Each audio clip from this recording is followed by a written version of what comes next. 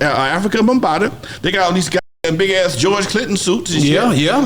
I can't do that. That ain't what we do in LA. So you let them off easy. We smoothed it out with the sequence. We smoothed it out with the satin and the sequence. That was our style. What did you think when you heard Eazy-E diss the costumes? Dr. Dre is the G thing, but on his own album covers he was a she thing.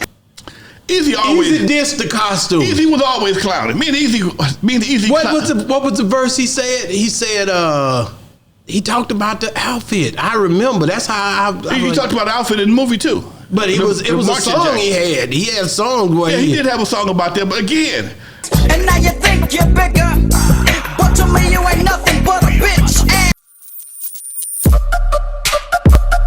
Yeah, we on Boss Talk 101. Yeah, we gonna talk. Wow. What was something in those parts that you feel would have brought essence to that category, whether it be by you or Dre or Eazy, anything that could have done something in that movie to where the history would be showing it in a way to where it would be something that really, really, really help somebody or encourage somebody. Something in there, something. It wasn't. That's not even possible for that situation. That was glorifying the whole concept of the But group. you got a lot of young niggas trying to make it in rap music. Maybe it was something there that could have gave a nigga a better chance.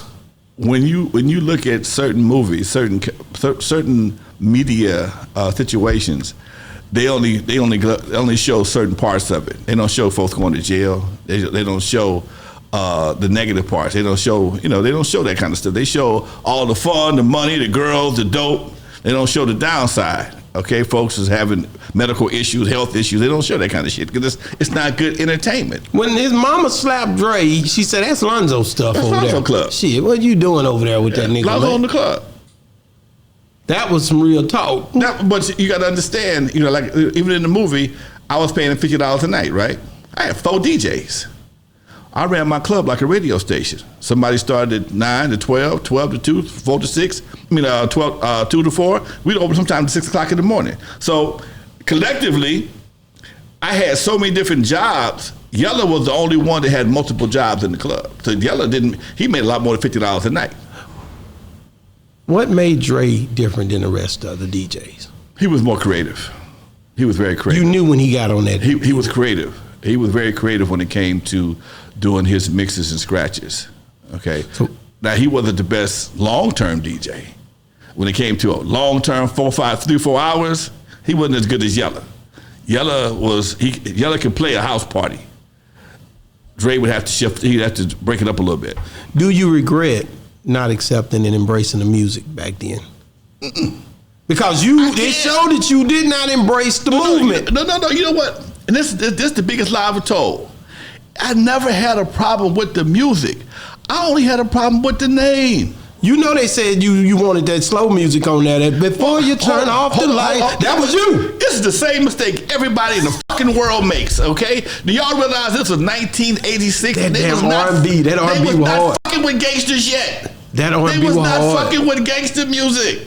R&B was the shit. Look, as world-class Wreckin Cru, I had 2 missions in life. Where the camera at? I was trying to get paid and get laid. Rapping for another nigga. I was not trying to rap for no nigga's attention. That was not the era. We was not into that shit yet. So for me to try to impress some other dude being hard, that ain't where I come from. I come from the dramatics.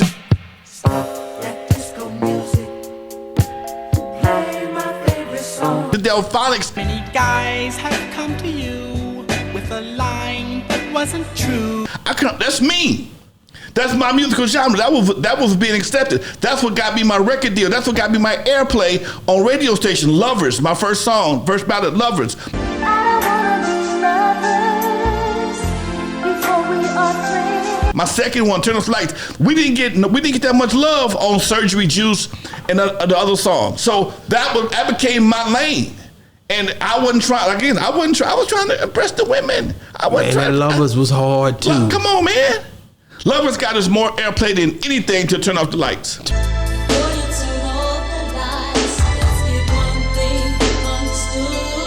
Turn Off the Lights was cold, man. Okay. It was cold, man. So it was hard to get away from that. I see what your problem was. How do I abandon that? I had a Jericho. So fucking what, okay? I had a goddamn Jerry curl, okay? But again, you gotta remember, we in the 80s, man.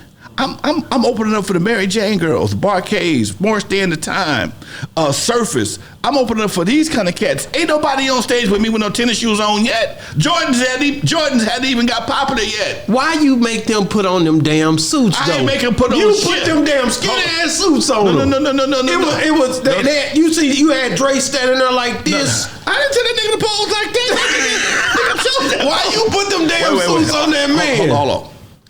Again, we played with Ready for the World, Tony. We headlining over these motherfuckers. Back then, you had to have a costume of some type. Now, we could either went what we had on as world-class Wreckin Cru, or we could have looked like Grandmaster Flash in the Furious 5, wearing feathers and shit. Niggas don't talk about that shit. Niggas don't talk about that. Or like African Mambata in them goddamn spacesuits. Yeah. Nobody don't clown that shit. I don't understand that. I don't understand. So you think you made the best choice? I think I made a damn good choice, okay? I did not look like a goddamn spaceman or a motherfucking Indian, okay? Look at Flash and them. These are our only go-to people as an ID. This is one of the biggest groups. Grandmaster Flash and the Furious 5. They got on these leather suits. They got on Indian moccasins and feathers and shit.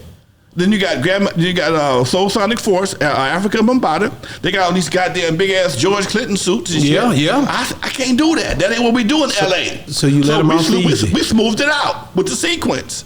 We smoothed it out with the satin and the sequence. That was our style. What did you think when you heard Eazy-E diss the costumes? Dr. Dre is the G thing, but on his own album covers he was a she thing. Eazy dissed the costume. Eazy was always clowning. Me and Eazy. What was the verse he said? He said he talked about the outfit. I remember. That's how He talked about the outfit in the movie too. But it was a song he had. He had songs where he did have a song about that. But again, and now you think you're bigger, but to me you ain't nothing but a bitch. Put it this way here. I was the first person Eazy went to for anything in his record career.